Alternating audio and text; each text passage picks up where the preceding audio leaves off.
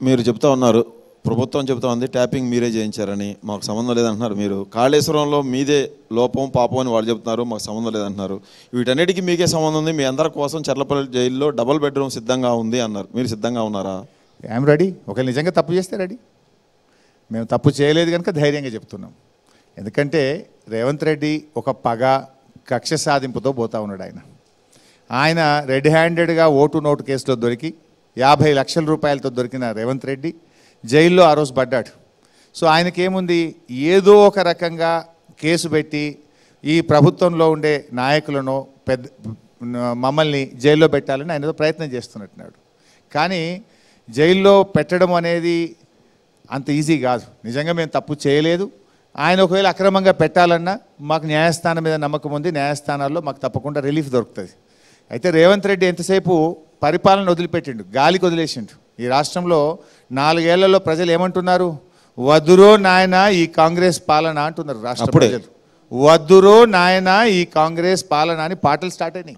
అప్పుడే 4 నెలల్లో కరెంటు కష్టాలు, మంచినీళ్ళ కష్టాలు, సాగునీటి కష్టాలు, రైతుల కష్టాలు, దవాఖానలో పోతే కేసీఆర్ కిట్ బంధు, కేసీఆర్ న్యూట్రిషన్ కిట్ బంధు, గోళీలు లేవని ఒక గోళీ ఇచ్చి 3 గోళీలు బయట కొనుక్కోమంటున్నారు.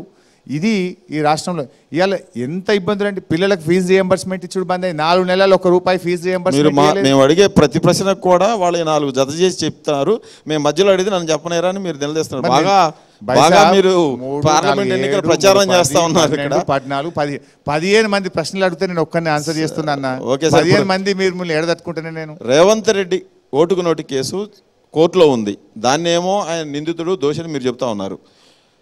ఇదే కవిత లిక్కర్ స్కామ్స్ కేసులో ఈడీ సిబిఐ అన్నీ కూడా ఆధారాలు తీసుకొచ్చింది, సీసీ ఫుటేజ్ కూడా తీసుకొచ్చింది. అదేమో కక్ష సాధింపు కేసు అంటా ఉన్నారు. కక్ష సాధింపు నేనలేదు, రాహుల్ గాంధీ అన్నాడు కాదే. రాహుల్ గాంధీ లిక్కర్ కేసు అంతా కూడా కక్ష సాధింపు, ఇది బీజేపీ కుట్ర అని స్వయంగా రేవంత్ రెడ్డి గారి పార్టీ అధ్యక్షుడిగా పనిచేసిన రాహుల్ గాంధీ గారే ఇది ఫాల్స్ కేసు అంటుండే. రాహుల్ గాంధీ అన్నది అది కాదు. కేజ్రీవాల్ ప్రమేయం లేకపోయినా కూడా లిక్కర్ పాలసీ కేసే ఫాల్స్ అన్నాడు రాహుల్ గాంధీ. కాదు రేవంత్ రెడ్డి కూడా ఢిల్లీకి పోయి ఆ మీటింగ్ లో పాల్గొని ఈ లిక్కర్ కేసే ఫాల్స్ అన్నాడు. ఢిల్లీలో మాట, గల్లీలో మాట. కేజ్రీవాల్ ప్రమేయం లేకుండానే ఆయన అరెస్ట్ చేశారనేది రాహుల్ గాంధీ అన్నది. మీరేమో మొత్తం కేసే ఫాల్స్ అని మీరు. రాహుల్ గాంధీ వీడియో ఉంటే ప్లే చేయండి. నేను ఆ రోజు ఆయన స్పీచ్ చూశాను. రాహుల్ గాంధీ స్పీచ్ ఉంటే మీరు ప్లే చేయండి.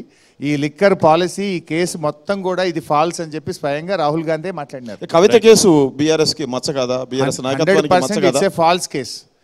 మీరు చూడండి, తప్పకుండా రాబోయే రోజుల్లో న్యాయస్థానాలు ఉంటాయి, న్యాయం ఉంటుంది, ధర్మం ఉంటుంది. ఆమె డెఫినెట్గా నిర్దోషిగా ఈ కేసులో